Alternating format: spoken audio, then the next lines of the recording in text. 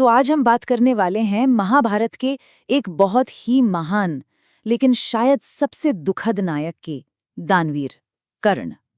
एक ऐसा नाम जो अपने आप में ही त्याग और उदारता की कहानी बन गया है। चलिए एक सवाल से शुरुआत करते हैं जो हम सबको सोचने पर मजबूर करता है। उदारता की मतलब देने की असली हद क्या हो सकती है? कोई इंसान किसी के लिए कितना कुछ दे सकता है? जानते हैं, इसका जवाब हमें एक ऐसे शख्स की कहानी में मिलता है जिसने अपनी पूरी जिंदगी में किसी को ना कहना सीखा ही नहीं। एक महान योद्धा जिसकी सबसे बड़ी पहचान ही उसकी दानवीरता बन गई। कर्ण की इस बेमिसाल दानशीलता को समझने के लिए हमें उनकी जड़ों तक जाना होगा, उनकी शुरुआत को समझना होगा। आखिर ये सब शुरू कहाँ से हुआ? कर्ण को दानवीर के नाम से जाना जाता है ना, पर यह सिर्फ एक नाम नहीं है, ये एक उपाधि है, एक बहुत बड़ा सम्मान। संस्कृत में इसका मतलब होता है दान का नायक, और ये उपाधि किसी ऐसे वैसे को नहीं बल्कि उसे दी जाती है जिसकी उदारता की कोई सीमा ही न हो, जो परम दाता हो। लेकिन सवाल ये उठता है कि ये दानवीरता आई कहाँ से? देखिए, कर्ण का जीवन ना जन्म से ही संघर्षों से घिरा हुआ था। सोचिए, पैदा होते ही उन्हें त्याग दिया गया, एक सारथी ने उन्हें पाला पोसा, और क्योंकि वो ऊंचे कुल के नहीं माने जाते थे, समाज ने उन्हें हमेशा उनके हक से दूर रखा। तो खुद को साबित करने की ये जो तड़प थी ना, और सम्मान पाने की जो इच्छा थी, वो उनके किरदार का एक बहुत ही अहम हिस्सा बन गई। तो आप जरा कर्ण की दानवीरता की कुछ सबसे बड़ी परीक्षाओं पर नजर डालते हैं। ये वो कहानियां हैं जो बताती हैं कि उनकी उदारता किस हद तक जा सकती थी। पहली कहानी है एक भिखारी के एक ऐसे अनुरोध की जो लगभग नामुमकिन था। पर यह कोई साधारण भिखारी नहीं था, और उसने जो मांगा वो कर्ण की जिंदगी की सबसे कीमती चीज थी, उनका वो दिव्य कवच जो उन्हें हर खतरे से बचाता था। कर्ण के पूरे चरित्र का सारना उनके अपने इन शब्दों में छिपा है। मेरा प्रण ही मेरा जीवन है, मुझसे जो भी मांगा जाएगा मैं दूंगा।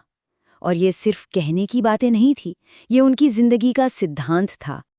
और उन्होंने बिल्कुल वही किया जो उन्होंने कहा था, ये जानते हुए भी कि ये कवच उन्हें अजेय बनाता है, और इसे हटाने का मतलब है सीधे सीधे मौत को दावत देना।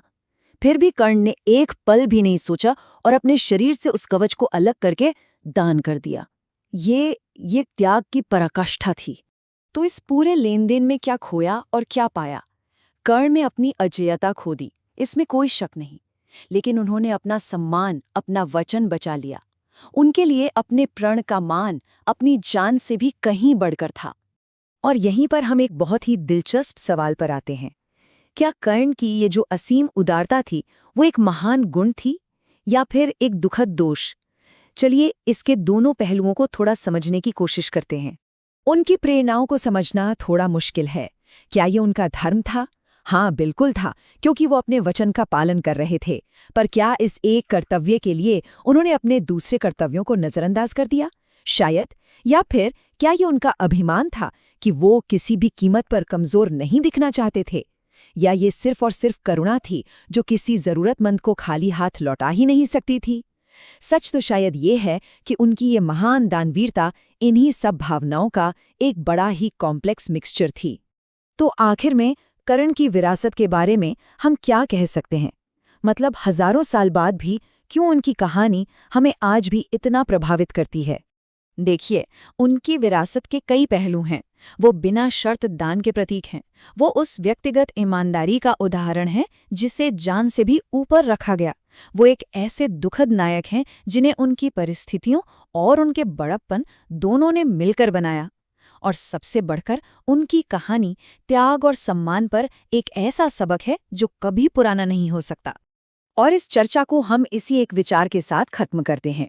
एक ऐसी दुनिया में जो अक्सर सिर्फ अपने फायदे की बात करती है, वहां बिना किसी स्वार्थ के कुछ खो देने की असली ताकत क्या हो सकती है? ये एक ऐसा सवाल है जो कर्ण की कहानी आज भी हम सबके लिए छोड़ जाती है।